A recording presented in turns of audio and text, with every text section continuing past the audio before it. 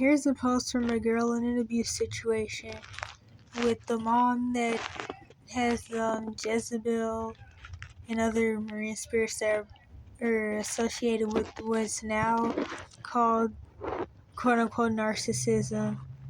I don't even remember what she said about her dad, or if he was even in the picture. But she was trying to see if this was a good enough reason to escape her abuse situation. And it definitely is, but still, at the end of the day, running away still revolves around mindset. If you're even able to get the gear you need, where you're going to go, and actually, really mindset and planning. You have to do it right, because if you don't, you're either going to end up falling into doing a whole bunch of bullcrap to make money, because you don't really get that. You really need to be in an area with soup kitchens and stuff, like I already said in my how to run away videos, and maybe even my truth of the homeless population videos. You may have to lie about your age, since none of the homeless services are even for people under 18 and you have no rights, but you really need to be in an area where you can get food for free, because you should be focusing on surviving till 18, not trying to get hundreds of thousands of dollars. But if you can, that's good, but definitely not in ways like that. What I did and still do sometimes when I'm not in pain is try to sell art. And I mean, it's good for if you're able to save money for what you really need, and you're not trying to get a whole bunch of extra bull crap. But yeah, anyway, mindset matters, because I'm going way into something else. So, oh yeah, wait a minute. But the last thing I was going to say is that you're either going to end up doing a whole bunch of crap you shouldn't do, and or getting turned in, locked up, and then sent back to the abuse situation you left. So yeah, now to get to the point. Help, please. I want to know if I'm just overreacting. I am a girl, 15. Weight is 98 to 102 pounds. And I think that's kind of small. I think. But I don't know if she was saying this to try to use it for the fact that her mom's trying to convince her that she's fat. But I actually think that that's underweight. Now, me personally, I got sick at 14, kind of before that, but at 14 specifically, and that's when all the pain and stuff kicked in, and I became severely underweight. So I kind of can get lost with what size people should be, but I'm pretty sure that that's underweight. But yeah, anyway, pounds. Did I already read that? I don't even know. I'll start from the beginning. When I was 2, I was essayed by my uncle, who unalived himself 1 or 2 years ago. Families always cover stuff like that up, but I'm gonna keep going. When my mom found out, she yelled at him and he ran out the door. And my parents never called the cops. I'm probably gonna stop a couple times because I'm having acid reflux and kind of had that feeling that I'm about to throw up a little bit, but called the cops because of it. Wait, my parents never called the cops because of it. My dad has been an alcoholic my whole life. Oh yes, they did mention the dad because I kind of forgot about that since most of it was about the mom. But stopped 2 to 3 years ago. We always were staying in the car, motels, or friends' houses to get away. My mom made him out to be the bad guy, so sounds like parental alienation. And I know he did wrong, but she wasn't an angel herself. In the past few years, since my childhood BFF moved, I've realized how much my mom is a narcissist. When I was 11, weighing 96 pounds, and she would tell me, oh, I was only 100 pounds when I graduated high school. That's not a good sign. No, I'm going to keep going because I was kind of about to start going on a rampage about how my siblings, my older neighbor siblings, who were starved and kicked out underage, my mom and her husband, they would talk about how they were only 100 pounds and stuff. But I don't really want to go into that because I really don't want to make this 30 minutes. Okay, so apparently I just deleted everything I just recorded on accident and have to start over. But, so I was last at 100 pounds. I was only 100 pounds when I graduated high school. You're going to be so much heavier than me. Just recently, my aunt was over and saw my corset/waist trainer and asked why I needed that because according to her, I'm skin and bones, and I simply answered so I can be skinnier. My mom yelled, quote unquote, "That's because you're a fatty." Other times, she gets mad for no reason and sometimes even smacks me 1 to 7-ish times in a row. And like I said, the first time I recorded this and then accidentally deleted everything, I'm laughing because I'm having flashbacks or remembering stuff, not because I think this is funny. I got my first real boyfriend. Right now he's 17 and me 15, which he is not a real boyfriend. He's a flying monkey that's being groomed by the mom and is basically dating her mom. Which apparently her mom also tried to date her boyfriend's younger brother and almost got sued by the family or something. In October 2023, and wait a minute. Real boyfriend in October 2023, and my mom now has complete control over the relationship because the mom is grooming her boyfriend and really is already with her boyfriend. My boyfriend's family is not the greatest, and my mom wants us to have nothing to do with them. So when he sent pictures of our prom to his grandma, she started cussing and going off on him, which really confuses me. That last part didn't make sense to me. I whispered to him it's okay just for him to later go back to my mom and tell her everything I said, which is a red flag to me because he's doing triangulation or something like that. I meant to call him for 1 to 3 hours each night to talk. If I don't, I'm a bad person. This means that her boyfriend either has a lot of attachment issues and needs constant reassurance that they're still together, or there's a lot of manipulation stuff going on, or both. And well, I don't know if I should say what I want to say, because I was gonna go into like how I was like this. I mean, still sometimes, but how I used to be like extremely codependent, and which is why I really just try to stay away from people. But it's not really working out that good right now. But I don't really want to make this too much about me, but I also don't want to go off into a tangent that'll make this 5 hours. But yeah, this is a red flag too. Especially since she's already being abused and she doesn't need another person abusing her too. I have to send him good morning and good night videos or I don't love him.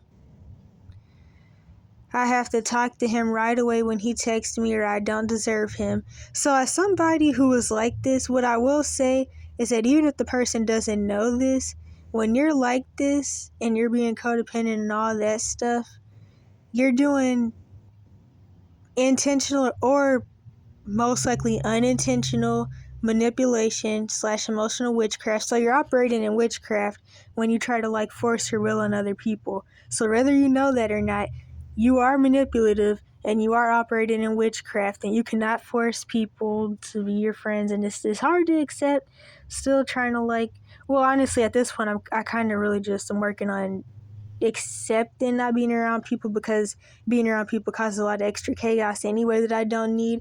But I'm making this about me again, but still, if you're doing this, just know you're manipulative, even if you're not trying to be.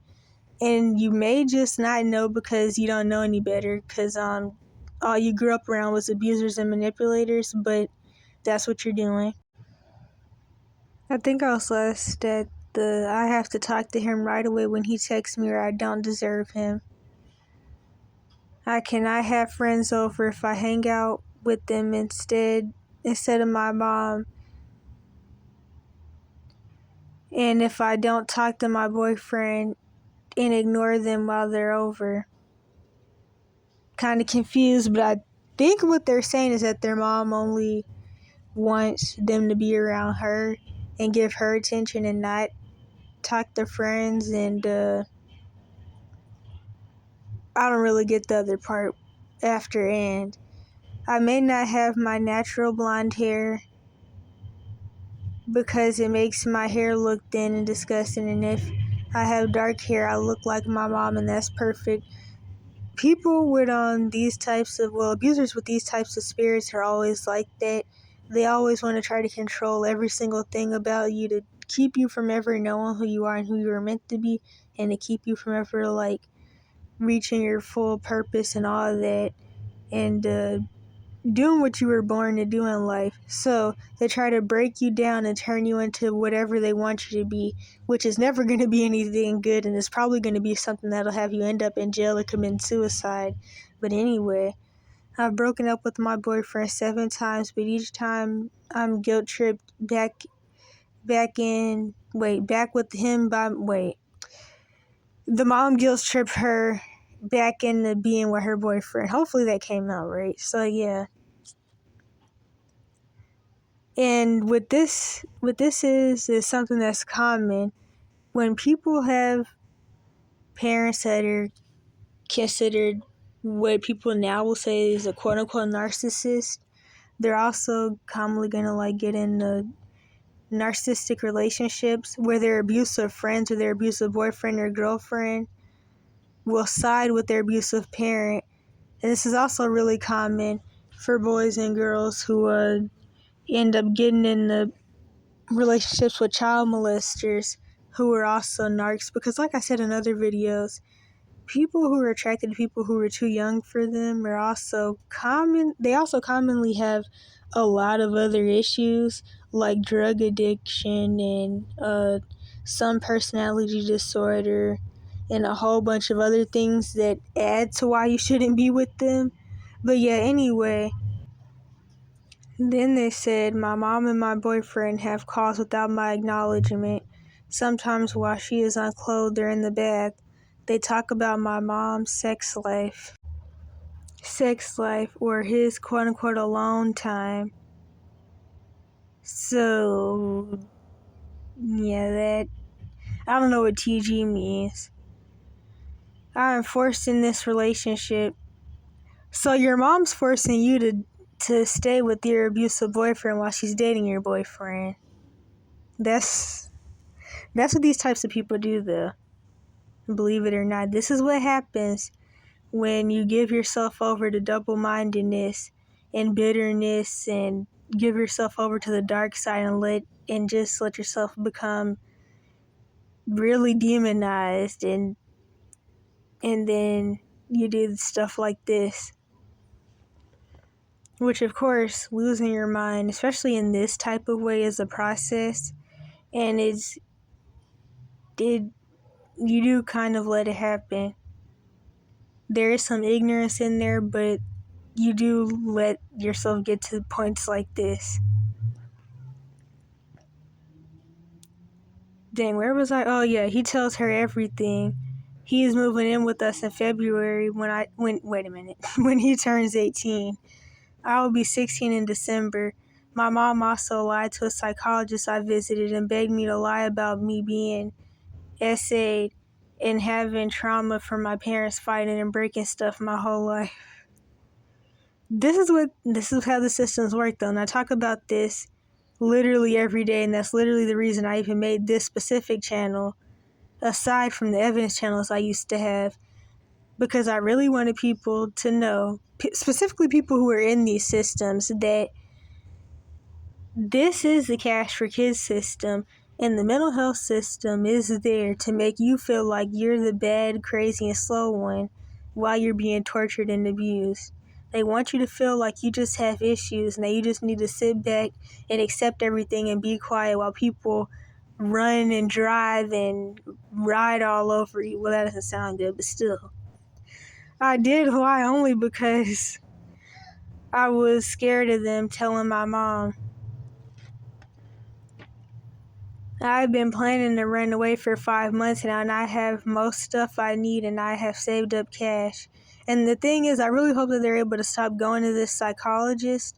Although I wonder if it's even really a psychologist, because 9 out of 10, they miss psychiatrists, because it's really rare for people in situations like this to even ever see a psychologist.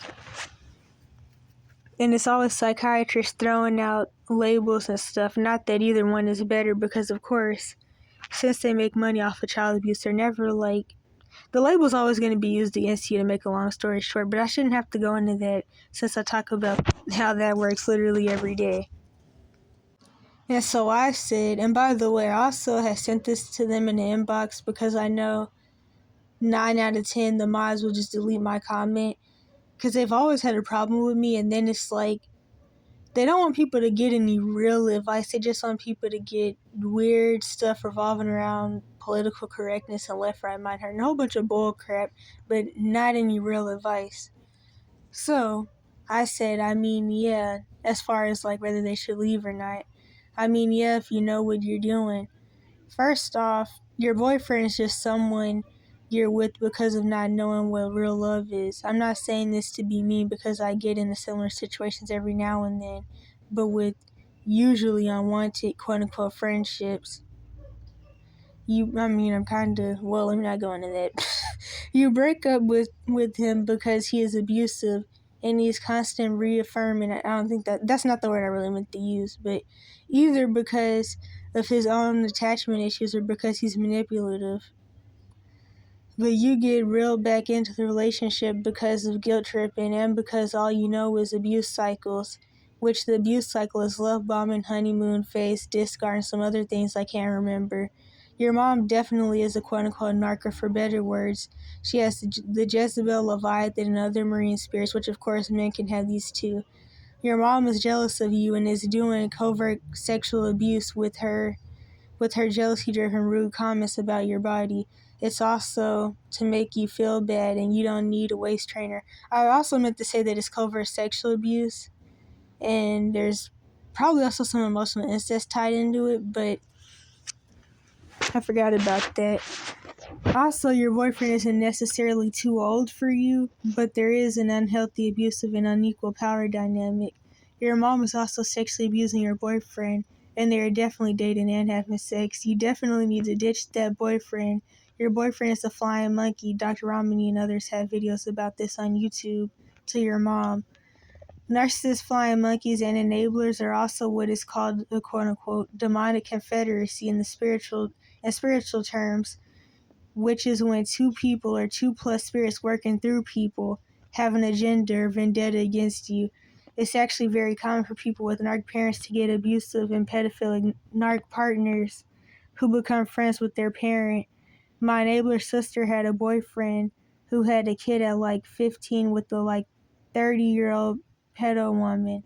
This woman became friends with his narc mom, and they would abuse and smear campaign him together.